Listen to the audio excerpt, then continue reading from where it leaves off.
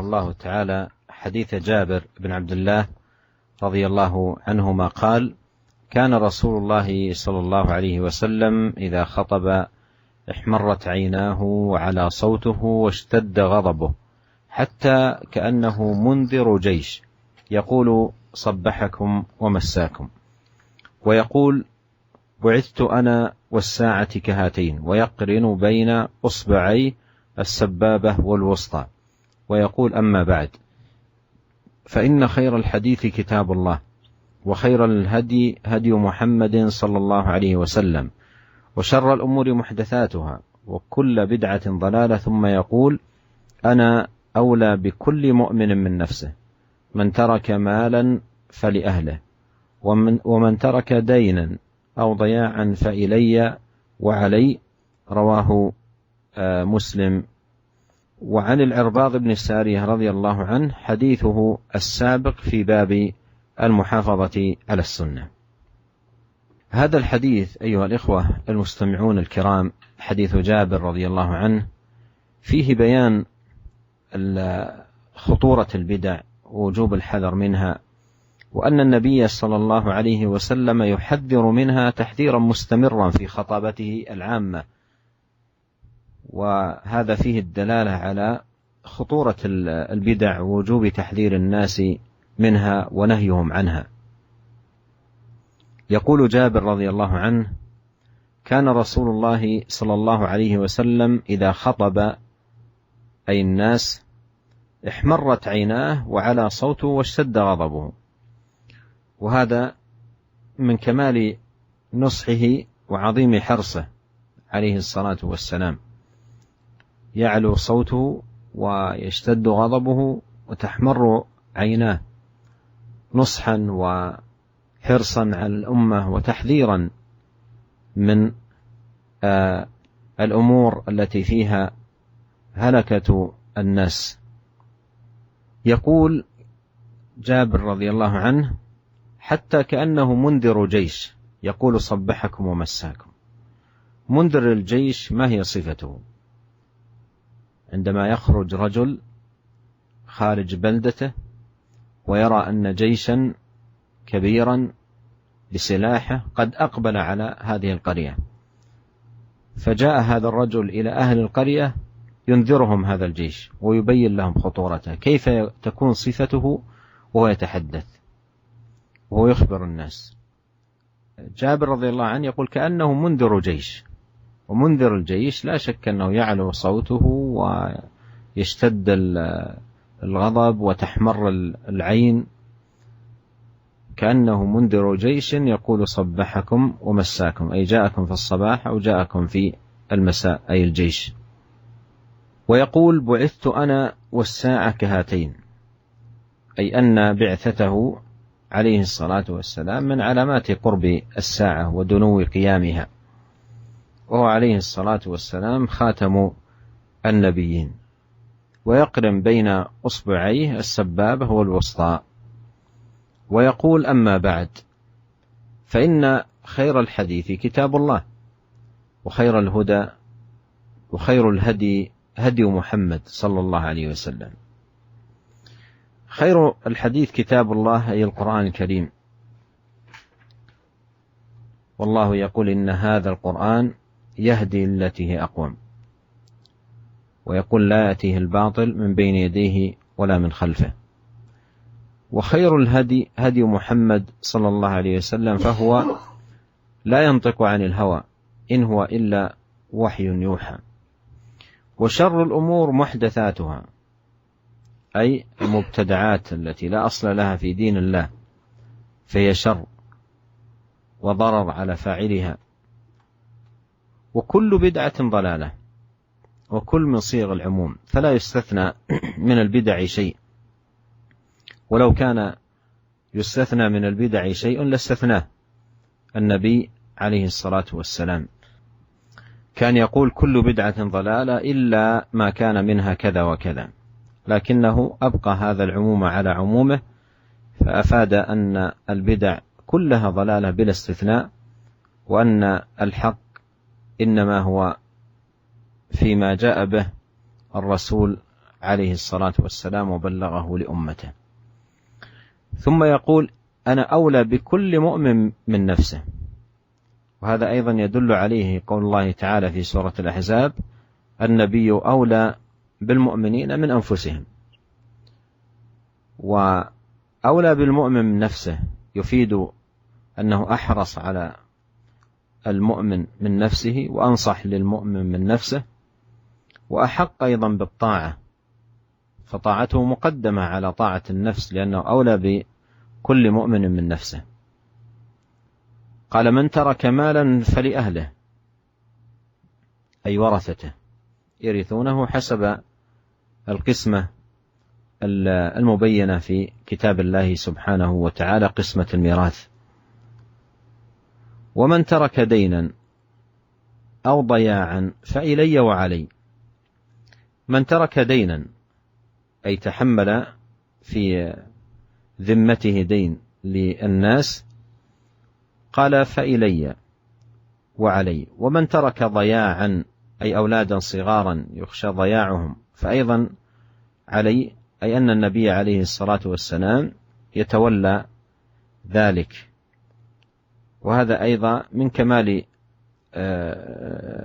نصحه وحرصه صلوات الله وسلامه على أمته. وفي هذا أيضا خطورة الدين، وأنه في ذمة الإنسان، وأن الميت مرتهن بدينه، فيجب على الإنسان أن يحذر من الدين، ولا يأخذ دينا إلا مضطرا، ويأخذه بنية السداد والوفاء، فيعينه الله سبحانه وتعالى على القضاء. الشاهد من الحديث تحذير النبي عليه الصلاة والسلام من البدع، تحذيرا متكررا في خطبه عليه الصلاة والسلام، وبيانه أنها كلها ضلالة. ومثله أيضا ما أشار إليه المصنف في حديث العرباض ابن سارية، وقد تقدم في باب المحافظة على السنة، وفيه قال النبي عليه الصلاة والسلام: عليكم بسنتي وسنة الخلفاء الراشدين المهديين من بعد، تمسكوا بها وعضوا عليها بالنواجذ، وإياكم ومحدثات الأمور، فإن كل محدثة بدعة وكل بدعة ضلالة. وبهذا الحديث ينتهي هذا الباب، باب النهي عن البدع ومحدثات الأمور. ونسأل الله الكريم رب العرش العظيم أن ينفعنا جميعا بما علمنا، وأن يعيذنا جميعا من منكرات الأخلاق والأهواء والأدواء، إنه سميع الدعاء وهو أهل الرجاء وهو حسبنا ونعم الوكيل. Para pendengar yang dirahmati oleh Allah Subhanahu wa taala, kemudian Al-Imam Nawawi rahimahullah membawakan hadis dari Jabir bin Abdullah radhiyallahu taala anhu, di mana Jabir radhiyallahu taala anhu berkata, Rasulullah sallallahu alaihi wasallam jika berkhutbah ihmarrat aynah, maka merahlah kedua mata beliau, wa ala sautuhu washtadda ghadabuh, suara beliau meninggi dan nampak kemarahan di wajah beliau, hatta ka'annahu munziru jaish, seakan-akan beliau adalah orang yang sedang memperingatkan akan bahayanya musuh yang datang. Beliau berkata, sabbahakum wa massakum, musuh akan mendatangi kalian di pagi hari atau di sore hari. Dan Nabi berkata, bu'ithu ana wasa'atu kahatain, aku diutus bersama dengan hari kiamat sebagaimana dua jariku ini. Kemudian Nabi SAW menggandengkan antara dua jari jemari beliau, yaitu jari telunjuk dan jari tengah.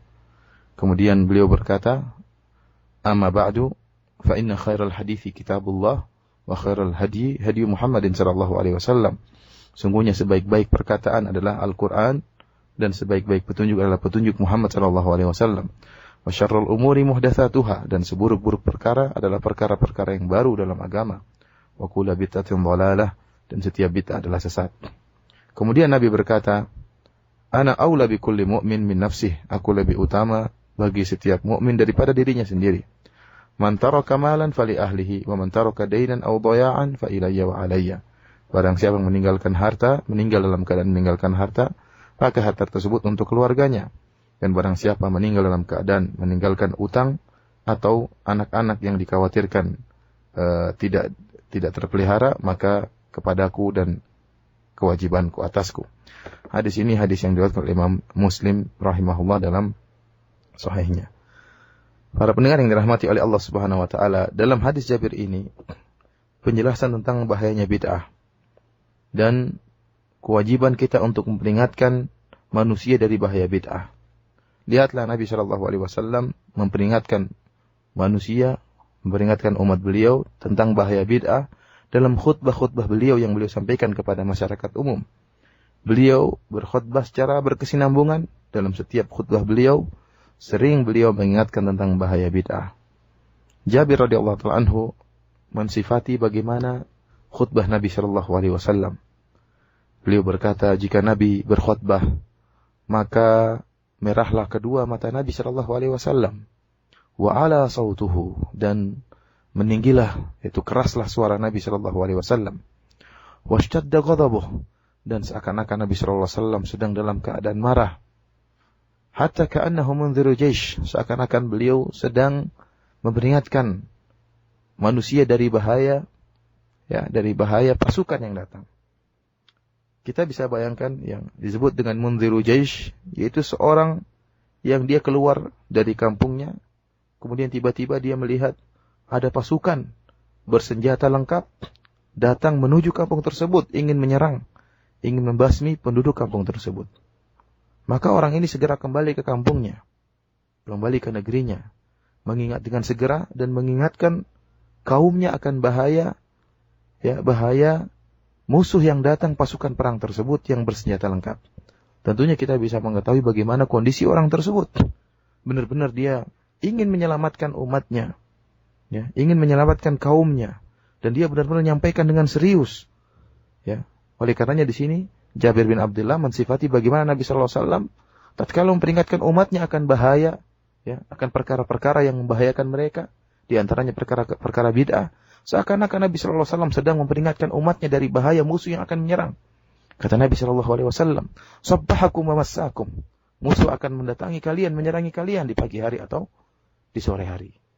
Inilah menunjukkan bagaimana semangat Nabi sallallahu alaihi wasallam dan rahmat Nabi sallallahu alaihi wasallam kepada umatnya. Ya, jadi sifat Nabi sallallahu alaihi wasallam yang merah kedua matanya, kemudian keras suaranya, seakan-akan beliau dalam keadaan marah, ini menunjukkan akan sempurnanya, ya, semangat beliau untuk menasihati umatnya, dan bagaimana besarnya semangat beliau untuk memberikan kebaikan kepada umatnya dan agar umatnya terjauhkan dari perkara-perkara yang bisa membinasakan mereka. Ya, termasuk di antara yang membinasakan mereka adalah perkara-perkara bid'ah. Kemudian Nabi sallallahu alaihi wasallam berkata, "Bu'ithu ana was-sa'atu kahataini." Sungguhnya aku diutus oleh Allah Subhanahu wa taala bersamaan dengan hari kiamat. Yaitu Nabi sallallahu alaihi wasallam adalah nabi yang terakhir dan hari kiamat tidaklah datang kecuali di zaman Nabi sallallahu alaihi wasallam. Kemudian Nabi sallallahu alaihi wasallam menggandengkan antara waktu diutusnya beliau dengan tibanya hari kiamat seperti digandingkannya antara jari telunjuk dengan jari tengah. Kemudian beliau sallallahu alaihi wasallam berkata, "Amma ba'du, fa inna khairal hadithi kitabullah." Sungguhnya sebaik-baik perkataan adalah Al-Qur'an. Dan ini benar sebagaimana telah dijelaskan oleh Allah Subhanahu wa taala. Allah Subhanahu wa taala berfirman, "Inna hadzal Qur'an yahdi lillati hiya aqwam." Sungguhnya Al-Qur'an ini memberi petunjuk kepada yang terbaik. Ya. Kemudian Allah Subhanahu wa taala juga berfirman dalam ayat yang lain, la ya'tihi al-batilu min baini yadayhi wa la min khalfihi. Al-Qur'an itu tidak akan didatangi oleh kebatilan dari depan maupun dari belakang. Al-Qur'an adalah sebaik-baik perkataan. Kemudian kata Nabi sallallahu alaihi wasallam, "Wa khairal hadyi hadyu Muhammadin sallallahu alaihi wasallam." Sebaik-baik petunjuk adalah petunjuk Nabi sallallahu alaihi wasallam. Rasulullah ingatkan, hendaknya kita berpegang teguh kepada sunnah. Sebaik-baik petunjuk Nabi. Kemudian Nabi mengingatkan akan bahaya bid'ah. Kata Nabi sallallahu alaihi wasallam, ingat, beliau mengingatkan hal ini dengan suara yang lantang, dengan mata beliau yang merah, dalam keadaan marah, seakan-akan memperingatkan umat dari bahaya musuh yang datang dengan senjata yang lengkap. Kata Nabi sallallahu alaihi wasallam, "Wa syarrul umuri muhdatsatuha." Dan seburuk-buruk perkara adalah perkara-perkara baru dalam agama. Wa kullu bid'atin dhalalah, dan setiap bid'ah dan seluruh bid'ah adalah sesat. Para pendengar yang dirahmati oleh Allah Subhanahu wa taala, lafal kalimat atau suku kata kulla dalam bahasa Arab, seluruh kalau diterjemahkan dalam bahasa Indonesia, kulla artinya seluruh. Ini memberikan faedah keumuman, mencakup seluruh bid'ah. Seluruh bid'ah seluruhnya sesat, tidak ada yang baik. Seluruh bid'ah adalah seluruhnya sesat, tidak ada yang baik. Ya. Kalau seandainya Nabi SAW ingin mengecualikan beberapa bid'ah yang baik, tentunya Nabi akan berkata meskipun hanya sekali, sungguhnya seluruh bid'ah itu buruk kecuali yang ini dan ini. Sungguhnya seluruh bid'ah itu buruk kecuali kalau dikerjakan demikian dan demikian. Tapi Nabi SAW dalam satu hadis pun tidak pernah mengatakan demikian. Bahkan dalam hadis yang lemah pun tidak ada. Padahal kita tahu Nabi SAW tatkala berkhutbah sering menyampaikan hadis ini. Wa kullu bid'atin dhalalah, seluruh bid'ah adalah sesat. Kalau seandainya ada bid'ah yang dikecualikan, tentunya Nabi SAW akan mengecualikan meskipun sekali atau dua kali. Akan tapi tidak ada sama sekali riwayat yang menunjukkan Nabi SAW mengecualikan ada bid'ah yang baik. Bahkan Nabi menegaskan dalam beberapa kondisi dan sering Rasulullah SAW menyampaikan seluruh bid'ah adalah sesat. Dan kebenaran seluruhnya adalah datang dari Rasulullah SAW. Barang siapa yang membuat ajaran baru, ajaran sendiri, amalan baru yang tidak dikerjakan oleh Nabi SAW, maka dia telah mendatangkan kesesatan. Para pendengar yang dirahmati oleh Allah Subhanahu wa taala, kemudian Nabi SAW berkata, "Ana aula bi kulli mu'min min nafsihi." Aku lebih utama bagi seluruh mukmin daripada dirinya sendiri. Ya, maksudnya apa? Ya, hal ini sesuai dengan sebuah ayat dalam surat Al-Ahzab di mana Allah Subhanahu wa taala berfirman, "An-nabiyyu aula bil mu'minina min anfusihim." Sungguhnya Nabi SAW lebih utama kepada orang-orang beriman daripada diri mereka sendiri. Maksudnya lebih utama bagaimana? Maksudnya yaitu Nabi SAW lebih semangat untuk menyampaikan kebenaran kepada kaum mukmin daripada mereka sendiri. Nabi itu lebih semangat, lebih ingin kaum mukminin mendapatkan hidayah, mendapatkan kebenaran, menjauhkan mereka dari kesesatan daripada mereka sendiri. Semangat mereka untuk mendapatkan kebenaran, semangat mereka untuk menjauhkan diri mereka dari kesesatan, ya ada. Akan tapi semangat Nabi untuk menjauhkan mereka dari kesesatan lebih daripada semangat mereka sendiri. Ya. Dan Nabi lebih utama dari kaum mukminin daripada mereka sendiri, maksudnya juga yaitu Nabi lebih utama untuk ditaati.